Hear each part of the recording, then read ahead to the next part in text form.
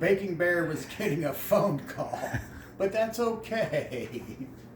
The cookies are all good. Just when they start to turn a little brown around the edges is when they're done. And as you can see, we have some nice sugar cookies. So remember, I'm going to get my little list here.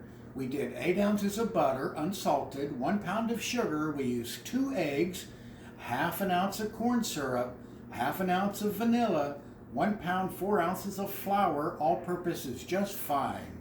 We did 1 tablespoon of baking powder, 1.5 teaspoons of baking soda, and 1/4 teaspoon of salt. That's all there is to it. So don't go to the store and buy pre-made cookie dough. I've shown you how in just about 10 or 15 minutes how you can make some delicious sugar cookies. Come closer and have a look. They are so good. Do they smell delicious. Okay, everyone, I'll see you back next week, and we'll do some more Cliffles the Baking Bear. Get ready, and let's get baking. Bye, y'all.